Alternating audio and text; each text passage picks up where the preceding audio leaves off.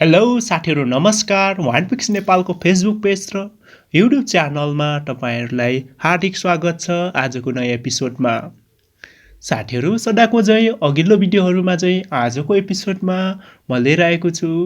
लोकसेवा आयोग बुटवल कार्यालय र डिपायल कार्यालयबाट सञ्चालन गरिने सशस्त्र प्रहरी बल नेपालको सशस्त्र प्रहरी सहायक निरीक्षक असैको लिखित परीक्षाको परीक्षा भवन कायम गरेको सूचना लिएर। साथीहरु यस च्यानलमा तपाई पहिलो पटक आउँदै हुनुहुन्छ भने कृपया च्यानललाई सब्स्क्राइब गर्नुहोला अनि भिडियोलाई लाइक गरिदिनुहोला र शेयर गरेर तपाईहरुको साथीको माझमा पुर्याइदिनु होला। साथीहरु हेरौं लोकसेवा आयोगले हिजो लोकसेवा डिपायलबाट चाहिँ परीक्षा भवन कायम गरेको सूचना निकालेको थियो भने आज मात्र लोकसेवा आयोग बुटवल कार्यालयबाट सञ्चालन हुने सशस्त्र प्रहरी बल नेपालको विज्ञापन नम्बर भनेछ सशस्त्र प्रहरी सहायक निरीक्षक पदको प्रतिज्ञात्मक लिखित परीक्षाको भवन कायम गरेको सूचना रहेको छ। र यसभन्दा पहिले जलेश्वर कार्यालय र पोखरा कार्यालयको परीक्षा भवन कायम गरेको सूचनाको बारेमा भिडियो बनाइसकेको छु र यो भिडियो माथि तपाईहरुले आई बटनमा पनि हेर्न सक्नुहुन्छ र यसै च्यानलको अरु भिडियोहरुमा चेक गर्न सक्नुहुन्छ। अब ढिलो नगरी सुरु गरौं आजको आएको विज्ञापन 2078 मंसिर 1 गते आएको परीक्षा भवन कायम गरेको सूचनाबाट। लोकसेवा आयोग बुटवल कार्यालय परीक्षा शाखाले 2078 मंसिर 1 गते अर्थात् आजकै दिन चाहिँ यो सूचना प्रकाशित गरेको छ र माथि भनेको छ सशस्त्र प्रहरी बल नेपाल सशस्त्र प्रहरी सहायक निरीक्षक पदको लिखित परीक्षाको परीक्षा भवन कायम गरेको सूचना भनेको छ। अघिल्लो सूचनाहरू जस्तै यहाँनिर सशस्त्र प्रहरी बल नेपाल नम्बर 5 श्री बिन्दवासिनी वाहिनी मुख्यालय चन्द्रौटा कपिलवस्तुमा सञ्चालन भएको विस्तृत स्वास्थ्य परीक्षामा उत्तीर्ण उम्मेदवारहरूको प्रतियोगितात्मक लिखित परीक्षा नेपाल सरकारले तोकेको स्वास्थ्य मापदण्ड बमोजिम र लोकसेवा आयोगबाट संक्रमित भनेर यहाँ चाहिँ एउटा स्वीकृत संक्रमणको विशेष अवस्थाको परीक्षा सञ्चालन र व्यवस्थापन सम्बन्धी मापदण्डको तेस्रो संशोधनलाई पालना गर्ने गरी यो सूचना प्रकाशित गरेको छ भनेको छ। विज्ञापन नम्बर यहाँ दिएको छ, पद भनेको सशस्त्र प्रहरी सहायक निरीक्षक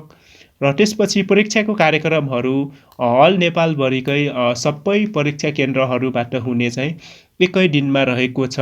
र समय पनि लगभग उस्तै समयमा रहेको छ। यो बुटवलको पनि प्रथम पत्रको यहाँ रहेको छ। प्रथम पत्रको सेक्सनमा प्रथम पत्रको पहिलो परीक्षा नेपाली र दोस्रो अंग्रेजी रहेको छ र 2078 8 15 अर्थात् मंसिर 15 गतेको दिन पहिलो नेपाली विषयको चाहिँ 1 बजे हुनेछ भनेपछि अंग्रेजी विषयको 3 बजे हुनेछ। त्यस्तै गरी द्वितीय पत्र सामान्य ज्ञान र आईक्यू टेस्टको लागि मंसिर 16 गते त्यो पनि 1 बजे र 3 बजे नै हुनेछ। त्यसपछि तृतीय संविधान र सेवा सम्बन्धी रहेको छ त्यो पनि मंसिर 17 गते 1 बजे र 3 बजे हुनेछ र समय अवधि भनेछ 1 घण्टा 30 मिनेट 1 घण्टा 30 मिनेट 1 घण्टा 15 मिनेट 45 मिनेट 1 घण्टा 30 मिनेट 1 घण्टा 30 मिनेटको रहेको छ। सबैको एउटै प्रकारको छ र परीक्षा मिति पनि एकै दिन छ। अनि त्यसपछि बुटवल अन्तर्गत पढ्नुहुने सबै सम्पूर्ण प्रतियोगीहरूको लिखित परीक्षा भवन भन्ने छ हैन। त्यसपछि यहाँ रोल नम्बर हेर्नुला क्रम संख्या 1 मा उम्मेदवारहरूको दर्ता नम्बर भन्छ। दर्ता नम्बर अर्थात् रोल नम्बर 18001 देखि 18494 सम्म 200 जना जनता मावि रामनगर आर्मी क्याम्प अगाडि बुटवलमा रहेको छ। जसको दर्ता नम्बर 18001 देखि 18494 रहेको छ। त्यो मध्ये 200 जनाको चाहिँ तपाईहरुको जनता मावि रामनगर आर्मी क्याम्प अगाडि बुटवलमा रहेको छ भने क्रम संख्या 2 मा 18495 देखि 18987 सम्म 219 जनाको लक्ष्मी मावि लक्ष्मीपुर बुटवलमा रहेको छ। त्यस्तै गरी अन्तिममा रहेको छ 18980 देखि बाँकी सबै भन्ने छ। बाँकी सबै भनेको तपाईहरु 220 जनाको परीक्षा चाहिँ 18980 जसको रोल नम्बर छ 18980 र त्यो भन्दा पछाडिको तिलोत्तरमा मावि नेपालगञ्ज रोड बुटवलमा परेको छ तपाईहरुको 3 वटा सेन्टर रहेको छ पोखरा पर्नेहरुको एकै ठाउँ थियो जलेश्वर पर्नेहरुको जलेश्वर महोत्तरी पर्नेहरुको 2 वटा भवन थियो भनेपछि बुटवलबाट भर्नेहरुको चाहिँ बुटवल लोकसेवा आयोग कार्यालय बुटवल अन्तर्गत केन्द्र राखेर फारम भर्ने प्रतियोगीहरु तपाईहरुको चाहिँ 3 वटा परीक्षा भवन कायम गरेको छ अनि तल चाहिँ नोट दिएको छ द्रष्टव्य भनेछ नोट 1 मा चाहिँ हेर्न सक्नुहुन्छ उम्मेदवारहरूले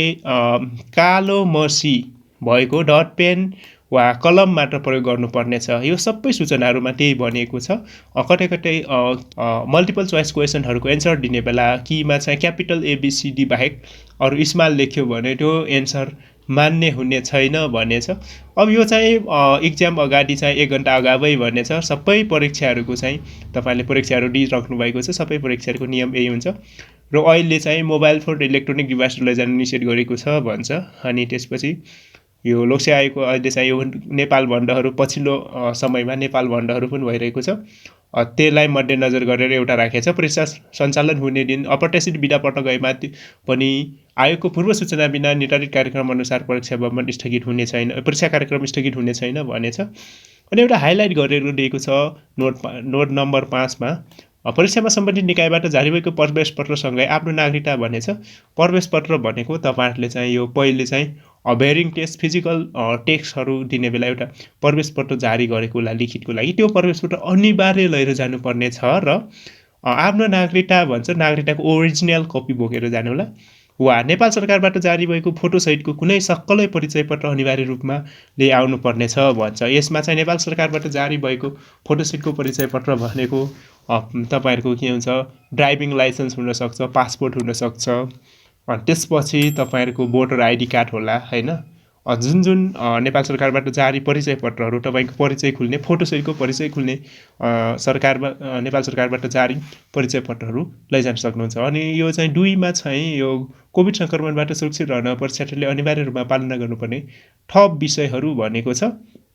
यो चाहिँ तपाईले हेर्न सक्नुहुन्छ यदि तपाई प्रतियोगी चाहिँ कोभिड संक्रमित हुनुहुन्छ भने यो नम्बरमा परीक्षा हुनुभन्दा अगाडि नै फोन गर्नुपर्ने छ है नेपाल लोकसेवाको सबै केन्द्रहरुमा सूचना चाहिँ एउटै प्रकारको छ तपाईहरुले थाहा पाउनु पर्ने चाहिँ विशेष गरी थाहा पाउनु पर्ने चाहिँ यहाँनेर के छ भनेपछि यो परीक्षा भवन कहाँ छ यो चाहिँ थाहा पाउनु पर्ने छ है अहिले तपाईहरुलाई सजिलो छ त्यहाँ जानु पर्दैन यतैबाट गुगल म्यापबाट हेर्नु भयो भने तपाईको सेन्टर कहाँनेर परेछ भनेर थाहा पाउनु सक्नुहुन्छ त्यही पनि केही छैन तपाईको स्मार्टफोन छ स्मार्टफोन निकाल्नुस् गुगल म्याप निकाल्नुस् गुगल स्ट्रिट निकाल्नुस् हैन त्यसले तपाईहरुलाई यो स्कुलहरुको सेन्टरहरुको चाहिँ नाम राखेर सर्च गर्नुस् अनि त्यसपछि तपाईहरु हेर्नुस् म काठमाडौँ पहिलो पटक जाने बेला म काठमाडौँ परेको थिए तै पनि मोबाइल निकालेर त्यसमा चाहिँ गुगल म्याप प्रयोग गरेर आफूले जान्न चाहेको लोकेसन सर्च गरेर त्यसको बेस्ट रुट फाइन्ड आउट गरेर हिड्न सकिन्छ अहिले प्रविधिले धेरै सजिलो बनाएको छ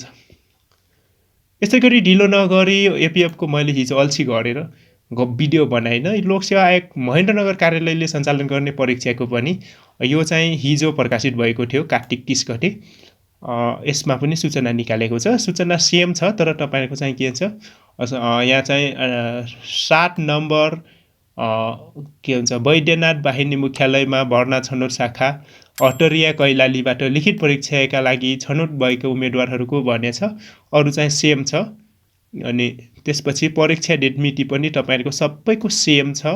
र सब यहाँ चाहिँ परीक्षामा दिनुपर्ने सब्जेक्टहरु पनि त्यही छ प्रथम पत्र द्वितीय पत्र सबैको सेम छ समय पनि त्यही छ पढाइको 1 देखि 1 बजे पहिलो परीक्षा र सोही दिनको दोस्रो परीक्षा 3 बजे रहेको छ सबै तीनै दिनमा त्यो चाहिँ सबै सूचना हेरिरहनु भएको छ म अस्तिदेखि नै त्यही सूचना बनाइरहेको छु यसमा चाहिँ यो कैलालीको लागि लोकसेवा महेन्द्रनगर कार्यालयले सञ्चालन गर्ने यो कैलालीको लागि आएको छ कैलालीमा चाहिँ परीक्षा भवन भन्छ तपाईहरुको दर्ता नम्बर 26006 देखि 26872 सम्म 200 जनाको चाहिँ श्री जनज्योति बहुमुखी क्याम्पस क केन्द्र बासी महेन्द्रनगर कञ्चनपुरमा रहेको छ भनेपछि 26873 देखि 26280 सम्म 93 जनाको श्री जनज्योति बहुमुखी क्याम्पस ख केन्द्र बाँसी महेन्द्रनगर कञ्चनपुरमा रहेको छ। एउटै क्याम्पसको त्यहाँ 2वटा भवन छ होला, कुनलाई चाहिँ क राखेछ कुनलाई ख राखेछ, तपाईँहरूको एकै ठाउँमा रहेको छ। यो अस्ति लोकसेवा जलेश्वर कार्यालयबाट सञ्चालन हुने महोत्तरीको पनि यस्तै एउटै भवनको 2वटा सेन्टर तोकेको थियो भने पोखराको एउटै थियो र बुटवलको चाहिँ 3वटा सेन्टर रहेको छ। र अरू केन्द्र अन्तर्गत पर्ने साथीहरूको चाहिँ बिस्तारै आउँदै गर्छ। प्रत्येक दिन चाहिँ एक ठाउँको एउटा विज्ञापन के भन्छ सूचना निकालिरहेको छ परीक्षा भवन इक्जाम सेन्टरको। अब भोलि बाँकीहरूको पनि आगामी दिनहरूमा प्रत्येक दिन निकाल्दै गरिरहेको छ। यो प्रत्येक दिन एउटा सूचना निकालेको छ, अस्ति 26 गतेदेखि निकालेको हो। र प्रत्येक सूचनाको नोटमा चाहिँ उमेर र उत्तर पुस्तिकामा कालो मसी भएको डटपेन र कलमबाट प्रयोग गर्नुपर्नेछ। प्रवेश पत्र साथमा चाहिँ नेपाली नागरिकता पत्र वा नेपाल सरकारबाट जारी भएको फोटोसहितको परिचय पत्र अनिवार्य रूपमा लिएर आउनुपर्नेछ भनेछ। अरू चाहिँ नीति नियमहरू त्यस्तै छ, कोभिडवाला पनि त्यस्तै छ। र बाँकी यदि तपाईँ कोभिड सङ्क्रमित हुनुहुन्छ भने कम्तीमा 3 घण्टा अगाडि कार्यालयको फोन नम्बर भन्ने छ होइन, कहिले फोकल पर्सन तोकिएको छ, यसमा चाहिँ कार्यालयको फोन नम्बर छ। यो नम्बरमा तपाईँहरूले कन्ट्याक्ट गर्न सक्नुहुन्छ। आजको भिडियोबाट म बिदा हुन्छु। भिडियो अन्तिमसम्म हेर्नुभयो तपाईँहरूलाई त्यसको लागि धेरै धेरै धन्यवाद। यदि च्यानलमा पहिलोपटक आउँदै हुनुहुन्छ भने च्यानललाई सब्सक्राइब गरेर अल बटनलाई थिचिदिनु होला र आगामी दिनहरूमा पनि यस्तै भिडियोहरूको नोटिफिकेसन तपाईँले सबैभन्दा पहिले पाउनुहुनेछ। हस्त, धन्यवाद, नमस्ते।